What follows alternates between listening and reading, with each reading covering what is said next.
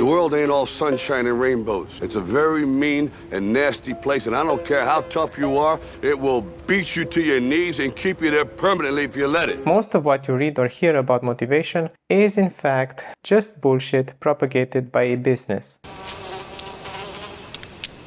That is one big pile of shit. The business of self-help. And the business of self-help is huge because people are sad and writing self-help books is super easy. Super easy. Barely an inconvenience. Oh, really? Just prepare a catchy title, write a bullet list of shallow but deep-sounding ideas, and fill the rest with nonsense, fiction, or historically inaccurate myths. Here are some examples.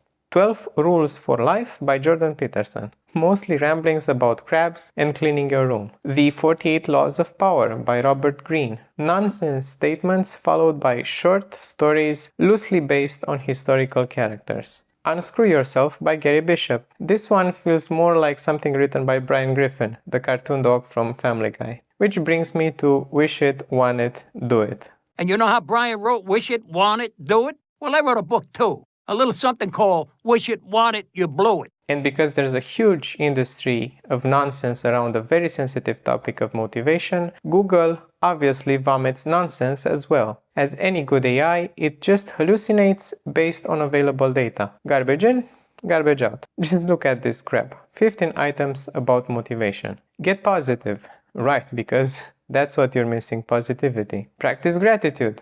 Cool, that will really get you motivated. Surround yourself with positivity, as in, you know, happy thoughts and protons, because protons carry positive charges. This is just sickening, so I'll stop reading and I'll just get to the point. Here's the secret. You don't get motivated. You get in the zone. You reach a state of flow where your brain stops nagging you about anything other than your current task. From the outside, it looks like you're super motivated when in fact you're still inertial. You're still just a lazy fuck, except you're being lazy doing productive stuff. You've exchanged the inertia of waiting around for the inertia of working on a set of problems you or society have deemed worth solving. Changing your momentum or your inertia is called context switching, and it takes a lot of energy, a lot of mental effort. In fact, it takes a lot of tolerance to pain, because, and this is super important, your brain ultimately really doesn't give a flying shit what you do as long as you keep on doing it. Your brain really doesn't care you're studying for an important exam or playing Fortnite. It doesn't care if you're fixing an important bug in production or just upgrading your World of Warcraft character. It's going to keep doing that until utter exhaustion or death. It's really a rudimentary organ. Your brain doesn't care about time, space, your health, society, or your finances. Your brain is just as dumb as any other organ, so why do we treat it any differently? When you feel thirsty, you don't practice gratitude. You drink some water. When you feel hungry, you don't surround yourself with positivity. You eat. When your brain refuses to do context switching, you don't buy a Jordan Peterson book. You get shit done. And I'm going to tell you exactly how. You feed your brain dopamine. The difficulty always lies in forcing or convincing your brain to let go of the current activity and begin a new one. That's why we get brainworms, ideas that won't give us rest. That's why we get songs stuck in our heads. Our brains love inertia. So this is the trick, and I'll keep it short.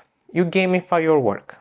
You make it so context switching is instantly rewarded with tiny doses of dopamine. And because I'm not here to sell you a self-help book, I'm going to give you an actual example instead of crab stories. 1. When starting something new. Starting any project or work is inherently easier. You've got that initial reward system built in. You're running on a high of enthusiasm and curiosity because really just opening a book for the first time or starting a new project is easy and fun. Your brain attempts to protest this sudden context switching, but it's blocked by waves of dopamine. When the honeymoon phase is over and things start getting harder, all you need to do is to keep that dopa flowing. Gamify your work some more and do the easy stuff first. For example, use colored markers and a separate notebook to write down things you find interesting, or things you find funny, or just things that rhyme with duck. 2. When you need to continue work. This is what you've been waiting for. This is where that mythical motivation should kick in and carry you through context switching. Except it doesn't, and you feel defeated. Any game has secrets. A secret combo to defeat the final boss. A secret code to unlock superpowers. The secret to the game of motivation is that it's a mirage. Motivation doesn't exist. What you need in order to go through that wall of pain associated with context switching is dopamine, and not extrinsic dopa, like a glass of juice, for example, but a reward intrinsic to your work. So this is the secret. When you're about to finish your work for today, prepare at least 5 easy wins for tomorrow. I'm going to say this again because it's important. Easy wins for next time. So let's say you're working on some software and you've already solved an interesting or difficult problem. Just don't commit today. Leave yourself comments on what to do next to make it better, cleaner, or more beautifully documented. Just a few small tasks that you'll easily knock out of the park tomorrow. The next day, you won't feel so stressed out about continuing work, knowing that there are 5 tiny and easy wins waiting for you. 5 treats. By the time you finish with those 5 easy wins, your brain will be adapted to the new workflow and you'll find yourself very close to that state of flow. If you're studying, just leave yourself a tiny list of questions you know you'll answer easily tomorrow. Be creative. Make it a game because it is. 5 easy wins will give you that dopamine rush you need to go over the cortisol generated by your brain under the threat of context switching. 5 easy wins will make you more motivated than any book. If you've ever gotten into a state of deep work or flow before, you know how much that actually feels like play. You already know there's an intrinsic joyfulness or ease in your work and study once you get into the zone. The only thing that's different between a video game and work is that the people who build video games know how to add those dopamine hooks in there to get you to context switch easily.